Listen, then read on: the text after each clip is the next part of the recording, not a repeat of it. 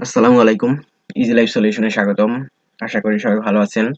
বরাবরের মতো আরো একটি নতুন ভিডিও নিয়ে আপনাদের সামনে হাজির হয়েছি। আজকে আপনাদের সামনে তুলে ধরব ল্যান্ডের নতুন সিস্টেমে বা আপডেট ভার্সনে কিভাবে মিউটেশন আবেদন করতে হয়। বর্তমানে আপনারা যারা মিউটেশন আবেদন করতেছেন বা যারা খুব পারদর্শী এসব বিষয়ে, তারা অনেক সমস্যায় ফেস করতেছেন অনেক সমস্যাগুলো। সেগুলো হচ্ছে একটা বর্তমান মিউটেশন সিস্টেমে বা আবেদনে একটা হোল্ডিং বিষয়ক জিনিস আবেদন করতে হয় বা ভেরিফাই করতে হয়। সেটা নিয়ে আপনারা অনেকেই আ স সমস্যায় পড়তেছেন। কিভাবে আসলে হোল্ডিং জিনিসটা কি এটা বুঝে উঠতে পারতেছেন না। আবার দেখা যাচ্ছে হোল্ডিং ভেরিফাই হচ্ছে না, খতিয়ান ভেরিফাই হচ্ছে। আ হোল্ডিং এর সাথে তার খতিয়ানের দাগগুলো মিলছে না। এসব বিষয় নিয়ে আপনাদের সামনে আজকে তুলে ধরব। আর বিষয় হচ্ছে জন্ম নিবন্ধন দিয়ে মিউটেশন আবেদন করা যাবে কিনা বর্তমানে। আ যাদের এনআইডি কার্ড নাই তারা কিভাবে আসলে মিউটেশন আবেদনটি করবে। আরো হচ্ছে প্রতিনিধির মাধ্যমে আপনি মিউটেশন নতুন সিস্টেমে মিউটেশন আবেদনটি করতে পারবেন কিনা। এসব বিষয় নিয়ে আপনাদের সামনে তুলে ধরব। তো চলুন দেখি কিভাবে নতুন ভার্সনে বা নতুন সিস্টেমে মিউটেশন আবেদনটি করতে হয়। এজন্য আপনাকে ১ম এ ল্যান্ডের ওয়েবসাইটে ঢুকে মিউটেশন সিস্টেমে যেতে হবে। মিউটেশন সিস্টেমে যাওয়ার পর নতুন আবেদনে ক্লিক করতে হবে। নতুন আবেদনে ক্লিক করলে আপনি যদি কোড ফি দিয়ে থাকেন মানে বিকাশের মাধ্যমে আপনাকে ৳২০ ১ম এ কোড ফি দিয়ে তারপর মিউটেশন আবেদনে লগইন করতে হবে। লগইন করার পর আপনার প্রোফাইলে নিয়ে যাবে। প্রোফাইল থেকে আপনি মিউটেশন এই সিস্টেমে লগইন করবেন। ১ম ইন্টারফেসটি আসবে সেটা হচ্ছে এই ইন্টারফেসটি। এই ইন্টারফেস দিয়ে আপনাকে আবেদনের একদম শুরু করতে হবে। সেখানে ১ম যে অপশনটা আসবে সেটা হচ্ছে সরাসরি রেকর্ডীয় মালিকের খতিয়ান হতে বা মিউটেশন খতিয়ান হতে। এখন এটা অনেকেই বুঝতে পারতেছেন না আসলে এই জিনিসটা কি? সরাসরি রেকর্ডীয় মালিক কথা হচ্ছে আপনি আপনার সর্বশেষ জরিপ যে খতিয়ানটি আছে আপনার মৌজার এসএ হোক, বিএস হোক বা বিআরএস হোক, আরএস হোক এগুলো থেকে আপনি যদি দলিলদাতা নিজেই মালিক হয় মানে অর্থাৎ দলিলদাতা যদি খতিয়ানের মালিক হয় তাহলে সরাসরি রেকর্ডীয় মালিক এই অপশন থেকে আপনাকে টিক চিহ্ন দিতে হবে। আর যদি মিউটেশন খতিয়ান হতে হয় সেটা তো বুঝতেই পারতেছেন। মানে আপনাকে যে যে দলিলটি দিয়েছে সে যদি মিউটেশন করে আপনাকে দলিলটি দিয়ে থাকে অর্থাৎ মিউটেশন রেকর্ডের মাধ্যমে আপনাকে দলিল বিক্রি করছে সেই অপশন থেকে এই অপশনে আপনাকে টিক চিহ্ন দিতে হবে। তো সেক্ষেত্রে আমি এখন আপনাদের যে জিনিসটা দেখাবো সেটা হচ্ছে সরাসরি রেকর্ডিং মালিক থেকে অর্থাৎ সর্বশেষ জরিপ খতিয়ান থেকে আমি আবেদন করতেছি। তাহলে আমি এটায় টিক চিহ্ন দিয়ে দিলাম।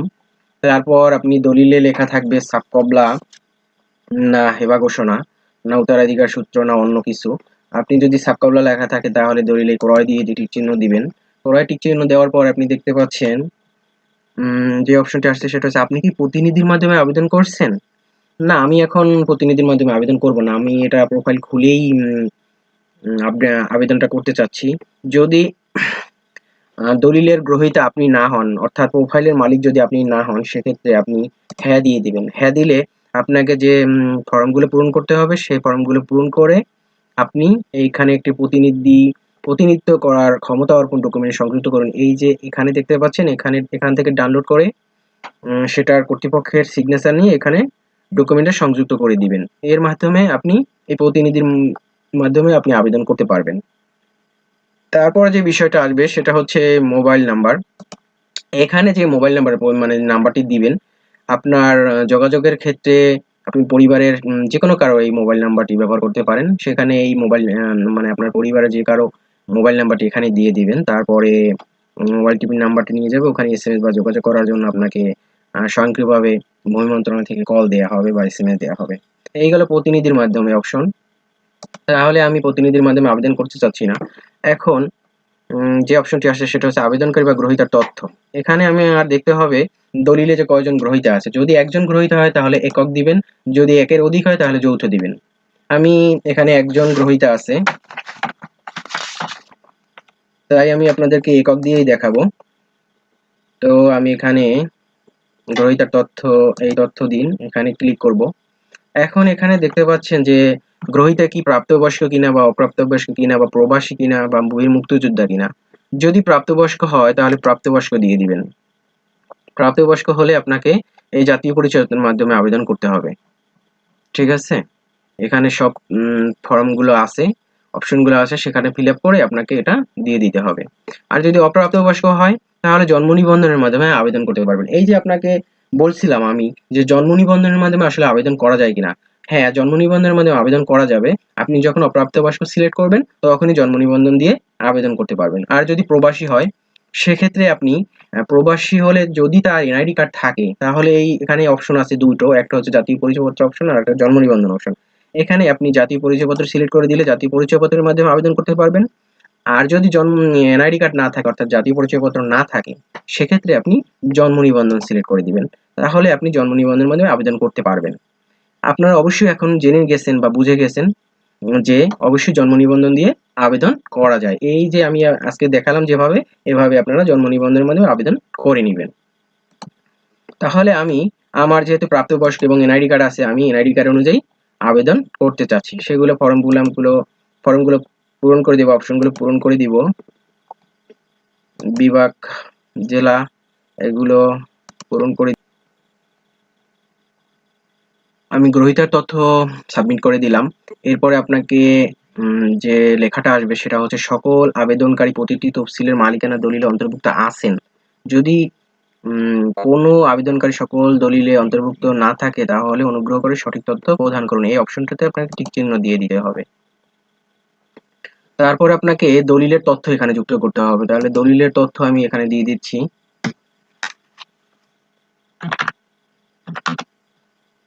দলিলের তারিখ দিয়ে দিবেন।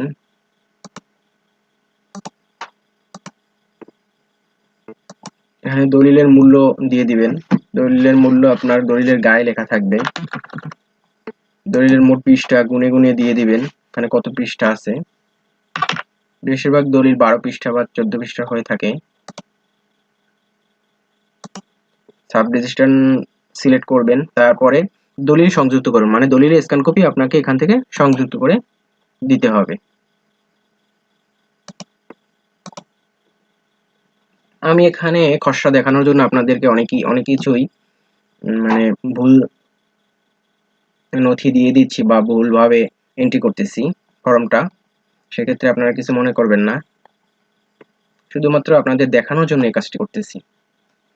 এরপরে আপনার জমির দলিল অনুযায়ী তফসিল দিতে হবে। আপনার দলিলে যেরকম তফসিল দেয়া আছে, কোন দাগ থেকে কতটুকু অংশ অনুযায়ী জমি ক্রয় করেছেন সেই তথ্য আপনাকে এখানে মৌজা সিলেক্ট করে দিয়ে দিতে হবে। তো বিভাগ, জেলা, উপজেলা দেয়া থাকবে, মৌজা নির্বাচন করে দিবেন। মৌজাটা দেখে নিবেন দলিলে দেয়া থাকবে বা খতিয়ানের গায়েও দেয়া থাকতে পারে, থাকবে।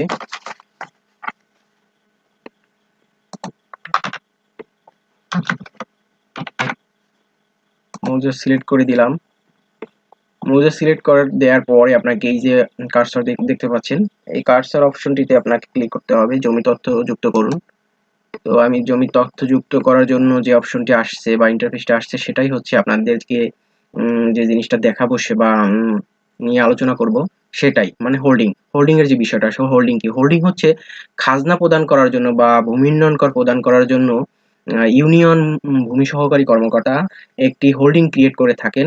আপনার যে খতিয়ানের খাজনা প্রদান করবেন ওই খতিয়ান অনুযায়ী একটা হোল্ডিং ক্রিয়েট করে থাকেন। হোল্ডিং ক্রিয়েট করা না থাকলে আপনার জমির ভূমি উন্নয়ন কর দেওয়া যায় না বা ভূমি উন্নয়ন কর আপনি দিতে পারবেন না অনলাইনে।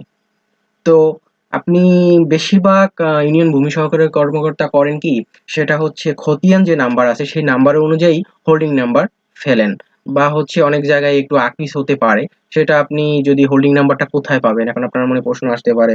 আপনি দেখতেছেন যে খতিয়ান নাম্বার অনুযায়ী আপনি হোল্ডিং দিয়েছেন কিন্তু হোল্ডিং আপনার মিলতেছে না, সেক্ষেত্রে আপনি ইউনিয়ন ভূমি সহকারী কর্মকর্তার কাছে গিয়ে আপনার খতিয়ানটি নিয়ে দেখালে আপনার হোল্ডিং নাম্বারটি দিয়ে দিবে। না হলে যদি আপনি তহসিলে না যেতে চান সেক্ষেত্রে আর একটা অপশন আছে আপনার ক্ষেত্রে, আপনার জন্য, সেটা হচ্ছে আপনি যদি রিসেন্টলি ভূমি উন্নয়ন কর দিয়ে থাকেন তাহলে দাখিলার কপিতে আপনার হোল্ডিং নাম্বারটি দেয়া থাকে, সেটা অনুযায়ী আপনি এখানে হোল্ডিং নাম্বার দিয়ে দিবেন।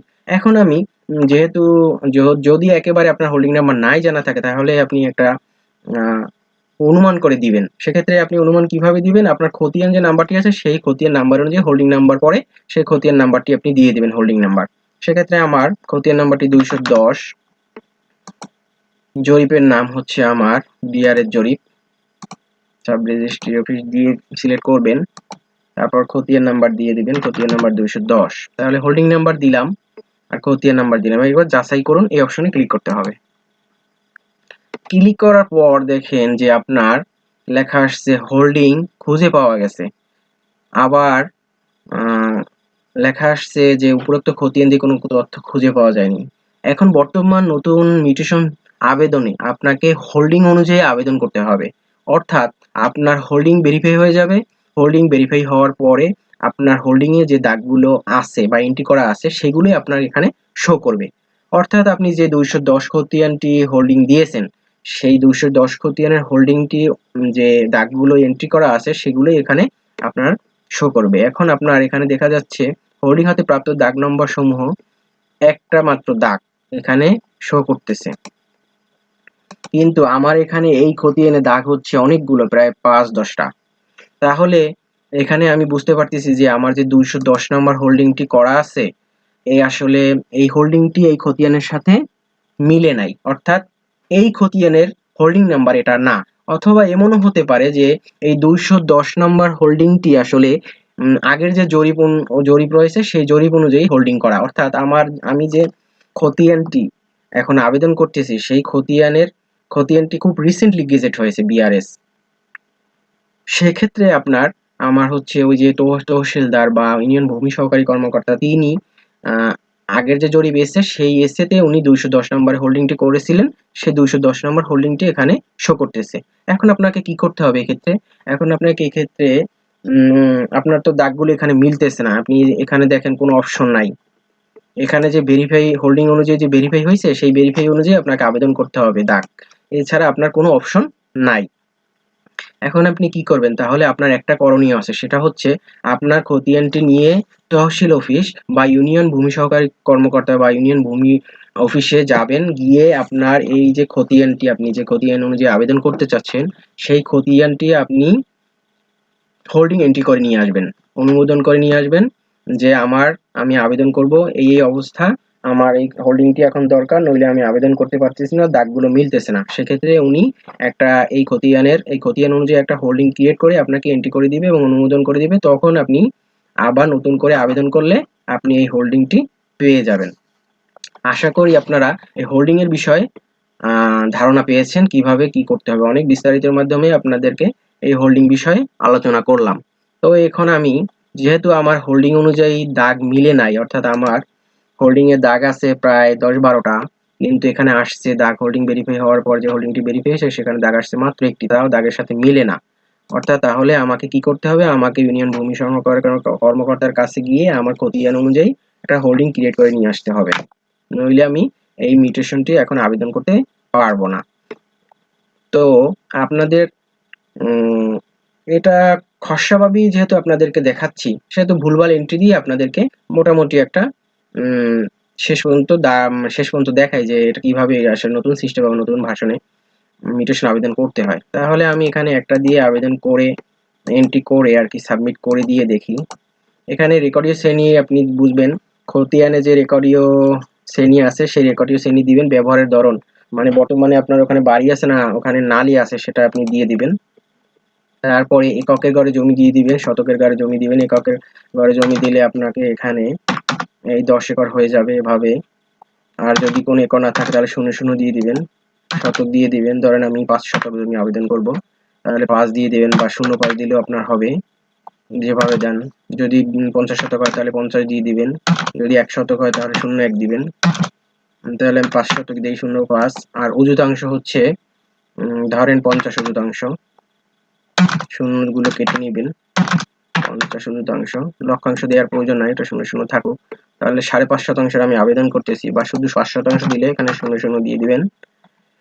তারপরে আপনি আবেদনে বর্ণিত তফসিল জমি না বাড়ি, ফ্ল্যাট, ফ্লোর স্পেস, আপনাকে এখানে অবশ্যই যদি জমি হয় তাহলে জমি সিলেক্ট করবেন, আর যদি বাড়ি, ফ্ল্যাট বা অন্য কিছু হয় তাহলে বাড়ি, ফ্ল্যাট সিলেক্ট করে দিতে পারেন। তাহলে আপনাকে বাড়ির নাম্বার দিতে হবে, বাড়ির নাম দিতে হবে, ফ্ল্যাট রয়েছে কিনা হ্যাঁ ক্লিক করলে আপনাকে ফ্লোর নং দিতে হবে, ফ্ল্যাট নং দিতে হবে, অনেক কিছুই আপনাকে এখানে ফিল আপ করতে হবে। সেক্ষেত্রে আমার এটা হচ্ছে জমি, তাহলে জমি সিলেক্ট করলাম।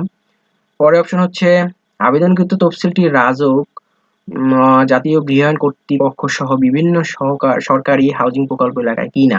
আমার এটি কোনো এর ভিতরে আওতাভুক্ত না, সেক্ষেত্রে আমি না দিয়ে দিব। না দিয়ে দেওয়ার পরে আমি এখানে এটা সংরক্ষণ বাটনে ক্লিক করলে আমার এই তথ্য সংরক্ষণ নিয়ে নেবে। এখন গেল জমির তথ্য গেল, দলিল অনুযায়ী জমির তফসিল গেল। এরপর যা আসতেছে, যদি আপনার আরো থাকে, আরো জমির তথ্য থাকে, তাহলে আরো বাটনে ক্লিক করলে আপনার আবার চলে আসবে। অর্থাৎ যদি আপনার একাধিক খতিয়ান থাকে বা একাধিক হোল্ডিং থাকে, সেক্ষেত্রে আপনার ওই আরো বাটনে ক্লিক করে আবার নতুন করে যেভাবে আগের খতিয়ান যুক্ত করছেন ওভাবেই আবার খতিয়ান যুক্ত করতে হবে। অর্থাৎ আপনার 5টা খতিয়ান থাকলে 5টা খতিয়ানে আরো জমির তথ্য সংযুক্ত করে এভাবে পূরণ করতে হবে। তারপর আপনাকে আসতে হবে প্রদানকারী বা দাতার তথ্য প্রদান করুন। আপনার এবার দাতার তথ্যে আসতে হবে। দাতার তথ্য প্রদান করতে আপনার দাতার সংযুক্ত করুন, এই অপশনে ক্লিক করতে হবে। এখন আপনাকে এখানে অবশ্যই একটা জিনিস মাথায় রাখতে হবে, আপনার দাতা জীবিত না মৃত। এখানে আপনি একটা জিনিস লক্ষ্য করবেন, দলিল দাতা যদি নিজেই হয় তাহলে জীবিত দেখাই দিবেন। আর যদি ওয়ারিশ অর্থাৎ বাবার জমি ছেলে দিছে বা মায়ের জমি ছেলে বিক্রি করছে, সেক্ষেত্রে মৃত দেখিয়ে আপনি ওয়ারিশ সনদ দিয়ে এগুলো পূরণ করে দিবেন। তাহলে আমার যে দলিলটি আমি ধরেছি বা আবেদন করতেছি সেটা দলিল যে দিছে পর্চার মালিক অর্থাৎ খতিয়ানের মালিক সে নিজেই।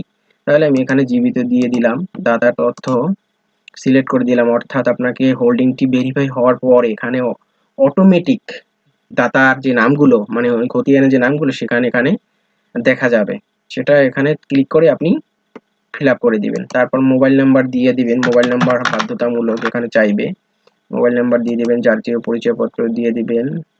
মোবাইল নাম্বারটি বাধ্যতামূলক না, যেহেতু মোবাইল নাম্বারের সামনে স্টার চিহ্ন নাই লাল। পিতার নামটি বাধ্যতামূলক, পিতার নাম ধরেন আমি দিয়ে দিলাম গনি মিয়া, মাতার নাম আসমা খাতুন, দেখানোর জন্য আপনাদেরকে এগুলো দিয়ে দিচ্ছি। তারপর দাতার বিভাগ অর্থাৎ ঠিকানা সিলেক্ট করে দিবেন, জেলা সিলেক্ট করে দিবেন, ঠিকানা দিয়ে দিবেন। তারপরে আপনি এই খতিয়ানে মানে দাতার যে তথ্য সেটা এই খতিয়ানে কতটুকু বিক্রি করছে সেটা আপনি আবেদন করেছেন, অর্থাৎ আমি 5% আবেদন করেছি, 5% এখানে উল্লেখ করে দিয়ে সংরক্ষণ বাটনে ক্লিক করে দাতার তথ্য সফলভাবে যুক্ত হয়েছে এটা দেখাবে। এখন আপনার দাতার তথ্য মোটামুটি দলিলের তফসিল গ্রহীতার তথ্য সবগুলোই আপনার পূরণ হয়েছে দেখেন। যদি দাতার তথ্য আরো থাকে তাহলে এখানে আরো একটি অপশন আসবে, সেটা আপনি সিলেক্ট করে দিয়ে দিবেন। এরপর আপনি আসবেন 6 নাম্বার যে অপশন আছে সেটা হচ্ছে আবেদনের একদম সর্বশেষ ধাপ। সর্বশেষ ধাপ বললে ভুল হবে, আরো একটি অপশন আছে ঘোষণাপত্র। সেটার আগে আপনার প্রয়োজনীয় যে ডকুমেন্টগুলো আছে আপনি দলিল দিবেন, অর্থাৎ খতিয়ান এগুলো আপনি একটা পিডিএফ করে এখানে সংযুক্তি আকারে দিয়ে দেবেন। এখানে আসছে কলমি নকশা, মানে আপনার দলিলে যে নকশা আঁকা হয়, আপনি যে জমি ক্রয় করছেন তার আশেপাশে সীমানা চিহ্নিত করে একটি নকশা করা হয়, সেটা হচ্ছে কলমি নকশা। প্যান্টাগ্রাফ সংযুক্ত থাকলে এটা আপনাদের প্রয়োজন হয়। অন্যান্যর ভিতরে আপনি আপনার যাবতীয় যত পিডিএফ ফাইল আছে মানে আপনার ডকুমেন্ট আছে সেগুলো পিডিএফ করে এটার মধ্যে দিয়ে দিবেন। তাহলে আপনি দিয়ে দিলে কি হবে, আপনি এটা সংযুক্ত করে দেওয়ার পরে সংরক্ষণ বাটনে ক্লিক করলে আপনার এটা নিয়ে নেবে। জমির তথ্য সব তথ্য আপনি যখন পূরণ করে পরবর্তী ধাপে যাবেন, পরবর্তী ধাপে যাওয়ার পরে আপনাকে যে ইন্টারফেসটিতে নিয়ে যাবে সেটা হচ্ছে ঘোষণার ধাপ। এখানে আপনি ঘোষণার ধাপগুলোতে টিক চিহ্ন দিয়ে দিবেন। টিক চিহ্ন দিয়ে দিলে আপনি পরবর্তী ধাপে যেতে পারবেন, অর্থাৎ পেমেন্ট অপশনে যেতে পারবেন। তো ঘোষণাগুলো আমি দিয়ে দেখাচ্ছি আপনাদের। সেটা হচ্ছে প্রথম ঘোষণাটি হচ্ছে গ্রহীতার মালিকানার দাবি ও হিস্সা সঠিক আছে কিনা। অবশ্যই সঠিক আছে, এটা হ্যাঁ দিয়ে দিবেন। আবেদনকৃত জমি গ্রহীতার দখলে আছে কিনা, অবশ্যই দখলে আছে, হ্যাঁ দিয়ে দিবেন। আবেদনকৃত জমিতে আদালতে নিষেধাজ্ঞা আছে কিনা, যদি থাকে তাহলে না দিয়ে দিবেন, আর যদি না থাকে তাহলে হ্যাঁ দিয়ে দিবেন। হ্যাঁ দিয়ে দিলে আপনার কি করতে হবে, মামলা নাম্বার, কোর্টের নাম্বার, মামলার সর্বশেষ অবস্থা এগুলো পূরণ করতে হবে। তাহলে নাই, এটা না দেয়াই ভালো, যেহেতু আপনি মিউটেশন আবেদন করতেছেন সেহেতু নিষেধাজ্ঞা অবশ্যই নাই। তারপরে আছে আবেদনকৃত জমিতে সরকারের স্বার্থ আছে কিনা, নাই। যদি স্বার্থ থাকে তাহলে হ্যাঁতে ক্লিক করতে হবে। হ্যাঁতে ক্লিক করার পর খাস কিনা, অতিরিক্ত কিনা, পরিত্যক্ত কিনা, ওয়াক অফ কিনা এগুলো আপনাকে টিক চিহ্ন দিয়ে দিতে হবে। তাহলে আপনি না দিলে কিছুই দেওয়া লাগবে না। আবেদনকৃত জমির জোত বা হোল্ডিং নাম্বার সর্বশেষ অর্থবছরের ভূমি উন্নয়ন পরিষদ আছে কিনা, যদি আপনার সর্বশেষ ভূমি উন্নয়ন পরিশোধ করে থাকেন তাহলে হাতে ক্লিক করবেন, আর যদি না থাকে তাহলে নাতে ক্লিক করবেন। বর্তমানে খতিয়ান আছে কিনা এটা অবশ্যই সবসময় নাই দিবেন, না দেওয়াই ভালো। তারপর কি লিখছে, আবেদনকৃত জমির ভূমি সংশ্লিষ্ট মধ্যে চলাকালীন বিবেচ্য বিষয়ের নামে রেকর্ডভুক্ত ন্যূনতম পর্যায়ে আছে কিনা এটা প্রযোজ্য নয় দিয়ে দিবেন। তারপরে পরবর্তী আবেদন দাখিল করুন এই অপশনটি দেখা যাবে। তো আমি এখানে যদি আবেদন দাখিল করুন এই অপশনটিতে এখন যদি ক্লিক করি তাহলে আমার এই আবেদনটি দাখিল হয়ে যাবে। অতএব আমি এই আবেদনটি দাখিল করতে চাচ্ছি না, এই পর্যন্তই আপনাদের দেখাতে চাচ্ছি। এর পরবর্তী ধাপ হচ্ছে, মানে আবেদন দাখিল করার পরের ধাপ হচ্ছে আপনার মিউটেশন যে আবেদন করবেন সেই আবেদন ফি অর্থাৎ 50 টাকা আপনাকে দিয়ে পূরণ করলে আপনার মিউটেশন আবেদনটি একদম সম্পন্ন হয়ে যাবে। সেটা হচ্ছে এই পেমেন্ট ভার্সন বিকাশের মাধ্যমে 50 টাকা পে করলেই আবেদনটি দাখিল হয়ে যাবে। তো আমি আজকে আপনাদেরকে দেখাতে পারলাম যে কিভাবে নতুন সিস্টেমে মিউটেশনটা আবেদন করতে হয়। হোল্ডিং বিষয়ের যে সমস্যা সেটা উপস্থাপন করলাম। তারপর জন্ম নিবন্ধন দিয়ে আবেদন করতে পারবেন কিনা, অবশ্যই করতে পারবেন, সেটাও আপনাদের দেখালাম কিভাবে করতে হয়। অপ্রাপ্তবয়স্ক দিলে আপনি জন্ম নিবন্ধন দিয়ে আবেদন করতে পারবেন। আর প্রতিনিধির মাধ্যমে আপনি আবেদন কিভাবে করবেন, প্রতিনিধির মাধ্যমে আবেদন কিভাবে করবেন সেটাও দেখাইছি। করতে পারবেন কিনা সেটাও আপনার